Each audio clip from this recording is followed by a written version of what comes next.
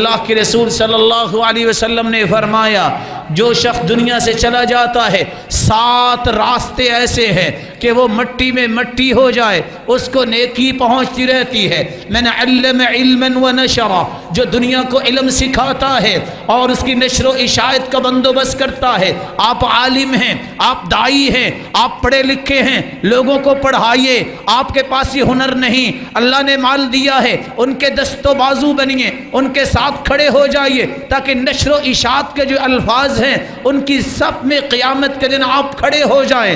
دوسرا کام آپ مسجدیں بنوائیے۔ تیسرا کام لوگوں کے لیے پانی کا بندوبست کروائیے۔ چوتھا کام کنواں کھدوا دیجئے یا نہر جاری کروا دیجئے، یا کسی کے گھر میں نلکا نہیں ہے وہی لگوا دیجئے۔ اللہ کے رسول کا فرمان ہے یا کھجور کا درخت لگائیے۔ اللہ کے رسول صلی اللہ علیہ وسلم نے فرمایا جو مسافر ہیں ان کے لیے سرائے بنوائیے۔ اللہ کے رسول کا فرمان ہے صحت کی حالت میں صدقہ کیجئے، اور آپ نے 8واں طریقہ یہ بھی بتایا السعی علی الارملة والمسکین کالمجاہد فی سبیل اللہ وکالقائم الذی لا یفطر وکالصائم الذی لا یفطر۔ مسکین، یتیم، فقیر کا خیال کیجئے، ان کی کفالت کی ذمہ داری لیجئے، مسکین کے سر پہ ہاتھ رکھیے۔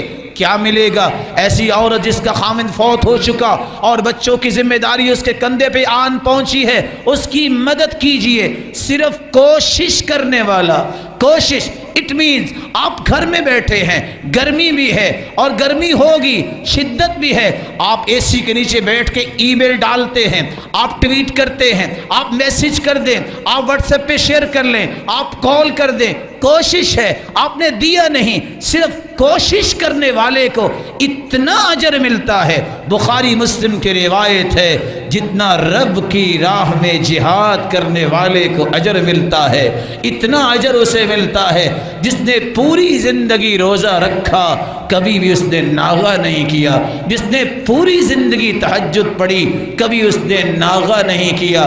اس لیے اللہ کے رسول نے فرمایا تھا انا وکافل الیتیم ہاکذا فی الجنہ، جو یتیم کی کفالت کرتا ہے قیامت کے دن جنت میں میرے ساتھ اس طرح ہوگا جس طرح یہ 2 انگلیاں آپس میں ملی ہوئی ہے۔ اپنے مالوں میں برکت حاصل کرنے کے لیے 2 اصول بلکہ 3 اصول یاد رکھیے گا۔ ہم ڈرتے ہیں خرچ کریں گے ختم ہو جائے گا، کلا واللہ، ہرگز نہیں۔ اللہ کے رسول نے 3 چیزوں پہ قسم اٹھائی ہے، ما نقصت صدقۃ من مال، محمد اس بات پہ قسم اٹھا رہے ہیں صلی اللہ علیہ وسلم، جو مال خرچ کرتا ہے اس کا مال کم نہیں ہوتا، بڑھتا ہے۔ دوسری بات یہ مقابلہ ہے اللہ خالق کے درمیان اور مخلوق کے درمیان۔ اللہ فرماتے انفق علیک، چلو میرے بندے تم میری راہ میں خرچ کرو، میں تجھ پہ خرچ کروں گا۔ دیکھتے ہیں جیتتا کون ہے؟ کون جیتے گا؟ تمہارے خزانے تو ختم ہو جائیں گے، میرے رب کے خزانے ختم نہیں ہوں گے۔ لا تعی فیعی اللہ علیک، گن کے نہ دو، اللہ بھی تمہیں گن کے دیں گے۔ یہ اللہ کے رسول نے سیدہ اسماء رضی اللہ تعالی عنہا سے کہا تھا اپنے مالوں کو پیش کیجئے، اللہ ذوالجلال تمہارے مالوں کو قبول فرمائے۔